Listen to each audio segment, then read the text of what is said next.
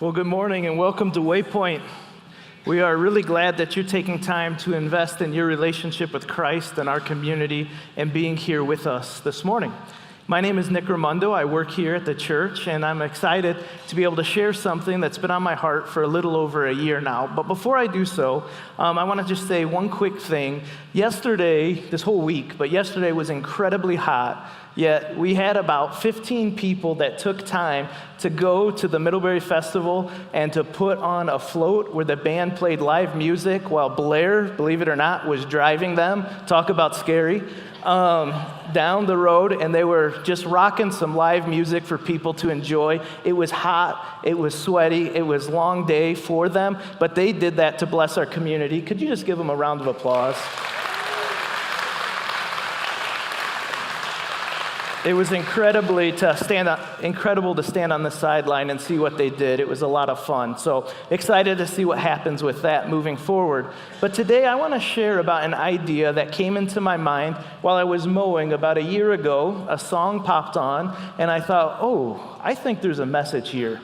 I think there's something worth value in this song, and sometime I want to talk about it.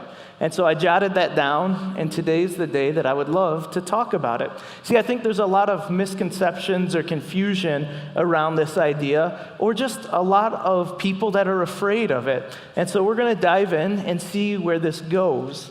But before we do so, there's an illustration that is kind of linked to it. And so if you can't see, this is a scale.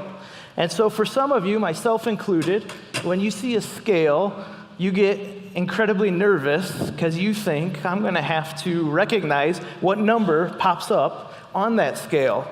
And so today, everyone's going to weigh in. No, I'm kidding.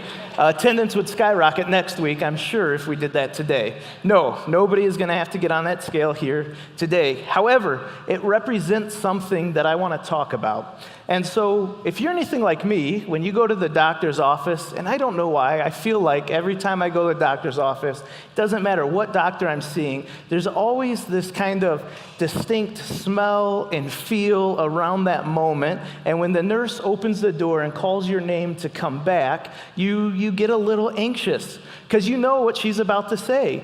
Let's check your weight and height. And you think, oh my goodness, I wore my heavy jeans, I have my shoes on, can I take those off, or would that be inappropriate, or what are we gonna do here? Now, thankfully, for me, most of the doctor's offices I go to, they weigh in metric. So when that number pops up, I don't even know what it means, and so I don't have to say anything about it.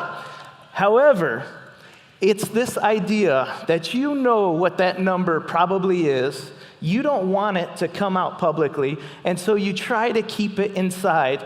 Now, for some of you here, I know that you probably eat lean meat, salads, you probably poop 4 times a day, and you've had a 6-pack since you were born, and you make the rest of us sick. So maybe stepping on the scale doesn't give you that same feeling of anxiety. But for a lot of us here, I think, hey, Colton, do you mind just standing down here real quick? And I'm going to have you read this number in a second, because I think the idea of turning the scale on and having to step on it publicly in front of a large group of people, and then when that number pops up, having somebody read it out loud, if it ever pops up. You're broken. Go ahead and shout it out. It says, ah! Yeah. You ready? Yeah, go ahead. 217.7. 217.7, and acknowledging, perfect, thank you. Acknowledging that number in front of a large group of people would give you an incredible amount of anxiety.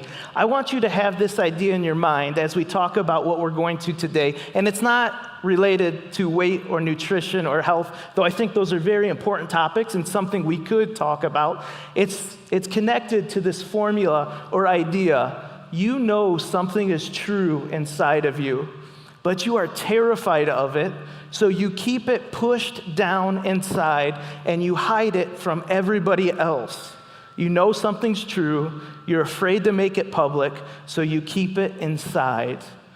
And this happens in a lot of different areas in our life and with a lot of different things. But today, what I'm going to be talking about is 2 things, your purpose versus your passion. I think these things have been misrepresented in our culture and in our world. And when we try to find our purpose and our passion, we don't exactly know where to go or how to find those. And so we seek all over the place to try and find our purpose. And so over the past 3 years, I've had more conversations with people about what is my purpose. And pre-COVID, these conversations were happening, but after COVID, they've just been ramped up. And I think part of the problem is when I talk with teens, I hear things like, I don't know if these are the right friends for me. I don't know what college I should go to. I don't know if I should go to college. I don't know what I was meant for. Should I join this sports team? Should I join this music or art program? What is my purpose here on earth? What's my purpose in my family? When I talk to young adults or young families, I hear things like, my parents, they worked 40 years for the same place and retired. And yes, they have a great pension or retirement fund, but they only have a few years left to enjoy life. And I see all these other people on social media that are living a life that I want to live. All of these side hustles and different jobs that are allowing them time with their family at a high level. How do I get that life? And then I talk to people that are empty nesters or going into retirement. Do you know that from now till 2027, 11,200 people every day will turn 65? 65 is the date or the age that we have accepted as retirement as of right now. And all of those people, they're not all in the workforce, but those that are starting to look around saying, what is next for me? They've been incredibly loyal. They're hardworking. They've had their identity and purpose in their work, and now they're saying, what's next? They have a lot of years left to give, and they want to do stuff that will impact this world, but they don't even know how. And I believe that this is an issue that is facing all of us. However, no matter how old you are or what you're doing, if you have accepted Christ into your heart, I believe that our purpose here on earth has been pretty clear. It was made known to us. See, if you believe in Christ, then you would understand that when the Great Commission was talked about in Matthew 28, that Jesus had just died on the cross a few days earlier and disappeared. Now think about this.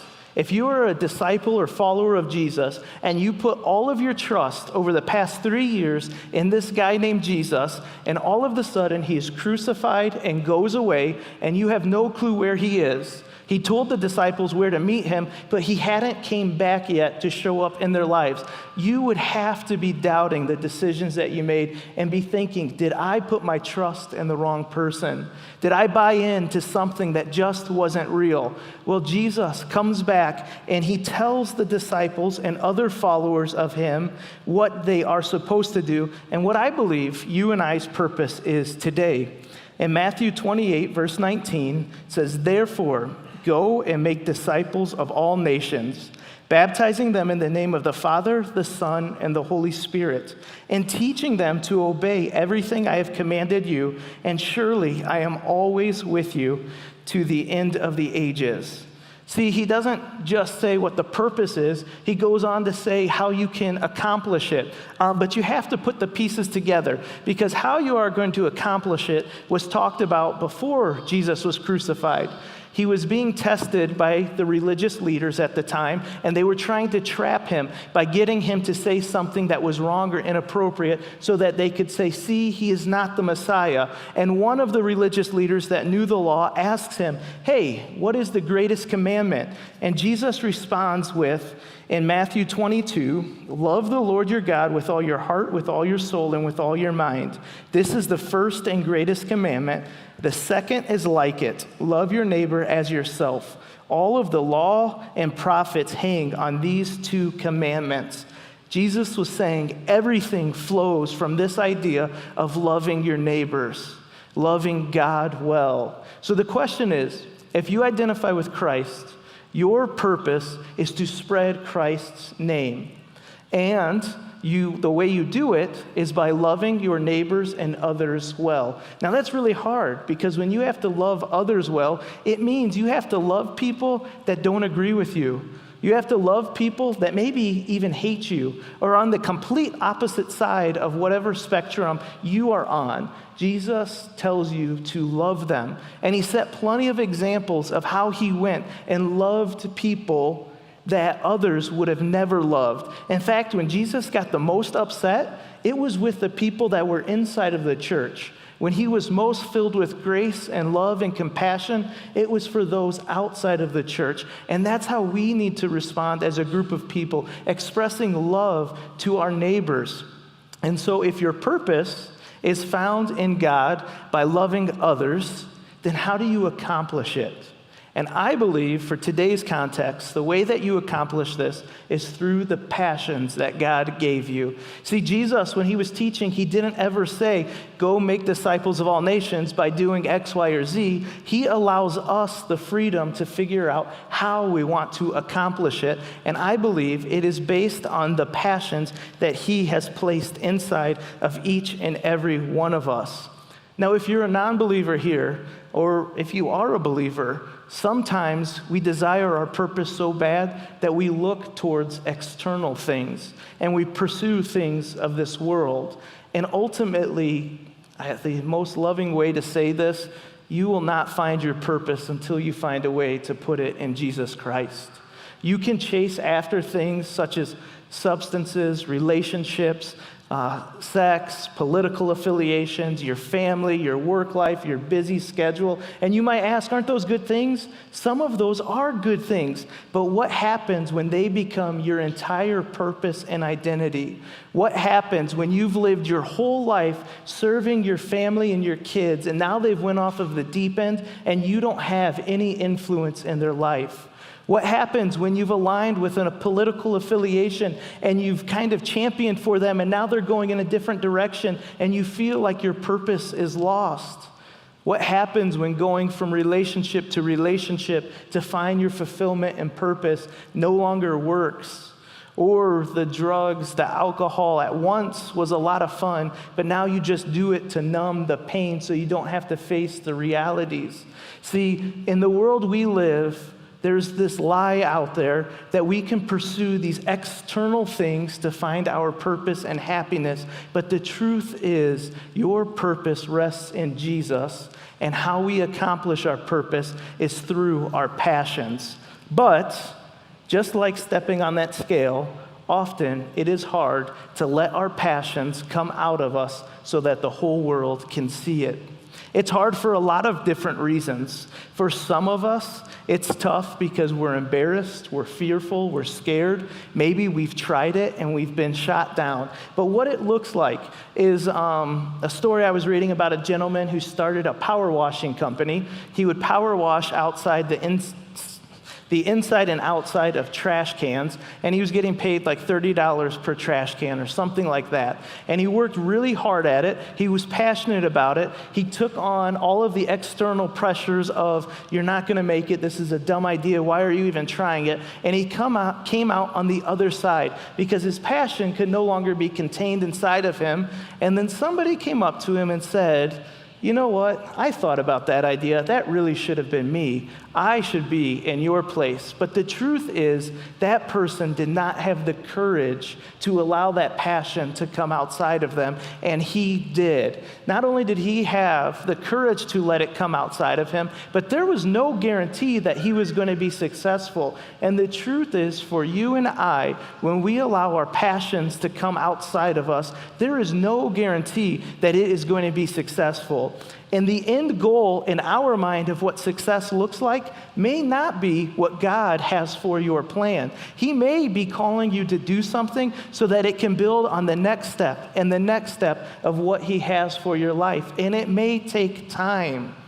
You know, when the drinking cups, the Stanley Cups, picked up popularity, first I thought they were talking about the hockey trophy, and then I realized, oh, those are those big, bulky cups that everybody used to have, and now they're coming back in style. Why are they coming back in style? I have no clue, but somebody, I'm sure brilliant marketing too, had a passion to find a way to make sure that people had and were able to drink out of these cups, and now a lot of us, some of us in here, might even be drinking out of a Stanley brand cup. Or for some of us, we grew up and we would look back at pictures and say, why in the world would our parents dress us like that in the 80s, 90s, and 2000s? And then we turn around and we start dressing like that today, and it still looks terrible and dorky, but we do it because somebody had a passion for fashion and started to create a new trend. Why do these trends take off? I have no clue. In fact, I'm not really the most fashionable or most knowledgeable person on social media, but what I can see is when somebody has a passion inside of them and they have the courage to let it out, it can change the world around them. Now, for you and I highly doubt that our passions are going to change the entire world. Maybe a few of us or one of us will, but what I do believe is that our passions can change the world around us. They can change your relationship with your spouse. They can change your relationship with your family. They can change the school that you're involved with. They could change here at the church. They could change your work or whatever community group you were involved with. But often, there's a lot of things that happen that limit those passions from coming out. And so I want to talk about 3 reasons this morning as to why we kind of hide those passions from the world. The first one is prior experience. You may have grown up in a situation where you have believed a false narrative about yourself. Maybe you felt like you were dumb, you were stupid, you're not worthy, you're never going to graduate high school. Why are you even thinking about college? There's no future for you. And you have internalized all of these beliefs so much so that you don't even have the self-confidence to think that what is inside of you, a passion, could ever be a reality. Or maybe for you, you have stepped out and tried something, and it failed miserably. And everybody on the outside laughed at you and made fun of you, and the thought of trying something again makes you terrified. You are so afraid of proving others to be right that you just stay on the sidelines out of fear. For whatever reason, you are afraid of what others think. You feel like if I did take a chance and step out on this, there's a whole group of people in our community, in my family, that are just going to be waiting for me to fail. And what am I to do with this? Or maybe you're here today and you're like, I don't even know where to start. I understand my purpose is in Christ, but I don't really have any passions. What am I supposed to do with this? Well, I want to wrestle through all 3 of those things. I think there's a ton more of reasons why people are held back from their passions, but just focusing on these 3 today and then give some ideas of what you could possibly do. For me, the first one is a little more personal. The thought of you are dumb or you are not smart enough is something that kind of, it's a touchy point for me. I grew up, went first grade through senior year at Middlebury Schools. I had a lot of incredible teachers and great friendships, but during that time, school was not my favorite thing. I am not naturally academically inclined. I struggled with my grammar. If you ever get a message or an email or a text from me, there's probably going to be spelling errors in there, and there's going to be a lot of grammatical errors. I'm sorry. Reading, it takes me a long time to understand what I'm reading, and I have to read it a few times, and my handwriting is just terrible. And so I understood that feeling of kind of getting the revised test during school, where for me, it would be, I would have multiple choice, and then a couple of the answers would be highlighted so I could really focus and understand which one is the right answer. Or getting pulled out so I would have extra time on the standardized testing. A lot of these things were to help me in my education journey, but a lot of them created a feeling of shame or dumbness or stupidity inside of me. And it was something that I internalized and wrestled with. And then in 10th grade, I had a teacher, he didn't last very long at Middlebury Schools, and he called me up in front of the class and asked me to write on the chalkboard so that he could make fun of me with the rest of the class. He also called up one of my best friends who was also a terrible reader and asked him to read from a passage. And he stuttered his way through that so that he could make fun of him. And so I need to pause right there, though, because both me and my friend also had moms that loved their sons and were willing to go to bat for them. And so our moms met with the teacher, and that behavior stopped immediately. Along with that, I also had a mom who would sit down and work with me on spelling. She would sit down and read with me. She would take me to different tutors or different places to try and get me the help that I needed to feel confident and to be successful in education. And so I understand what the power of having one person in your corner is. In fact, this is why when Blair was talking to us as dads last week about how we talk to our children matters, this is why.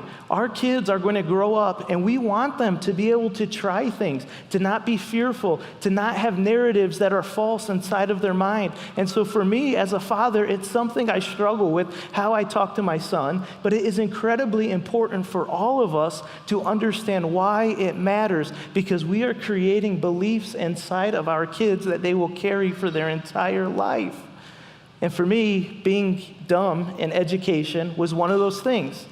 Now, in truth, whenever I feel threatened with my intelligence, I feel kind of angry or frustrated inside, and I want to lash out because I go back to that 10th grade young man and feel like, man, maybe they were right. I'm just not smart. I'm never going to be able to do this. And I have to remind myself that my purpose rests in Jesus, and He has called me to greatness. And if I can rest in that, then I can wrestle through the false beliefs that I have internalized early on in my life. And I believe for some of you here, whether it's the fact that you feel like you're not smart enough, you're too lazy, you're not worthy to be loved, whatever it is, you have a belief about yourself that is simply not true. And I'm sorry that you have carried that with yourself for so long. Somebody put that on you and it wasn't right. But now you have the responsibility to take ownership of that and to change that mindset, because your purpose rests in Jesus and He made you for greatness. And so you have to do the painful work of processing through all of those emotions, all of those feelings, to come out on the other side and know you are worthy. Maybe for some of you here, that's not an issue with you of why you subdued your passions. Maybe you did pursue your passions and you failed and everybody laughed at you. And so now you're scared to try anything again.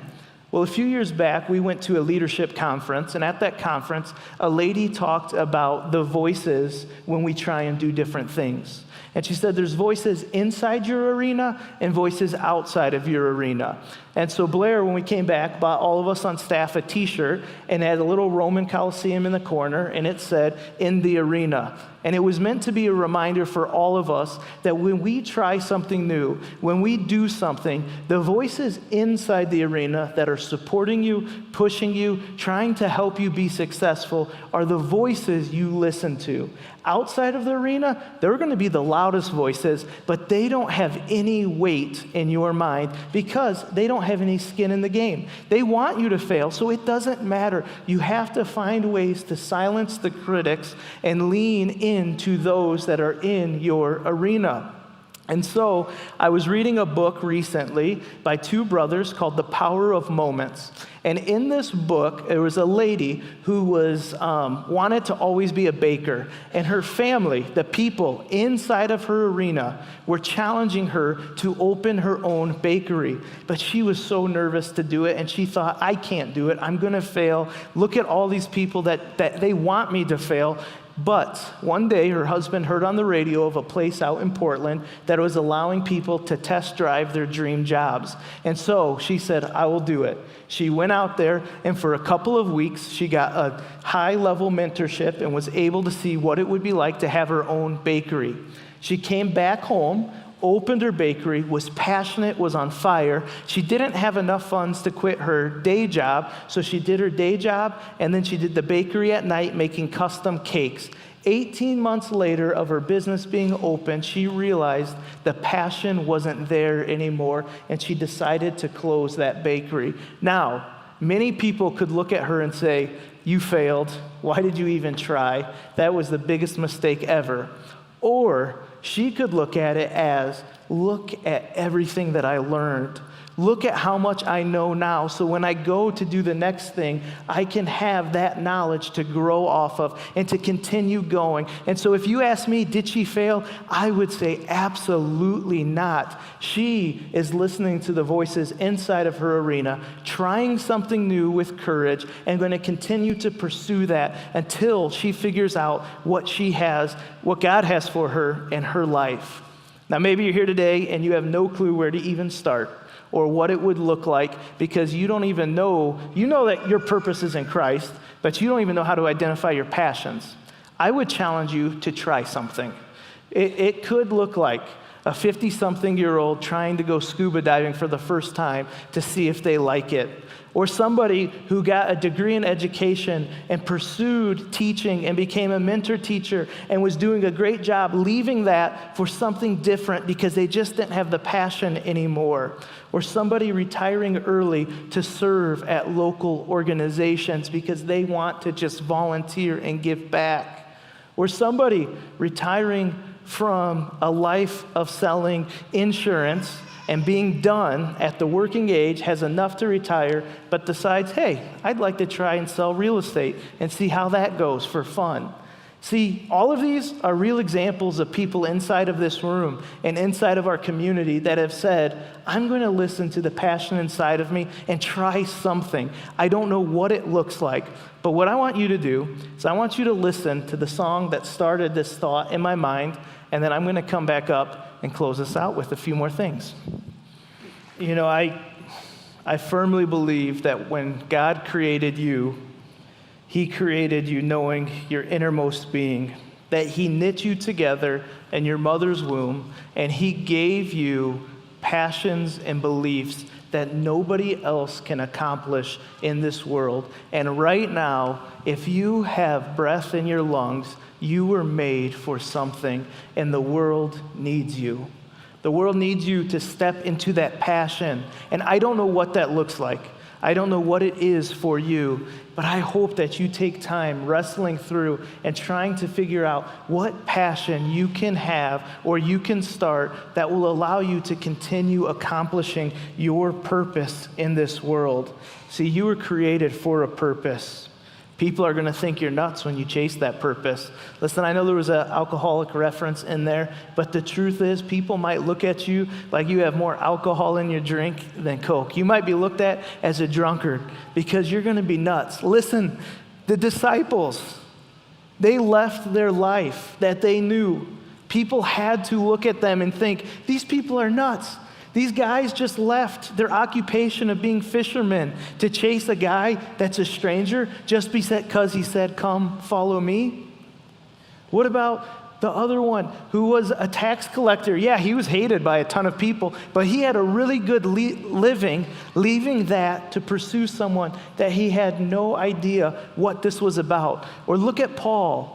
He's going around persecuting Christians, trying to squash the mission of the church and what's happening. And he turns around and he starts promoting what's going on in the world. And he's doing it so much so that he's willing to be shipwrecked, thrown in jail, and ultimately dying for something that he believes in.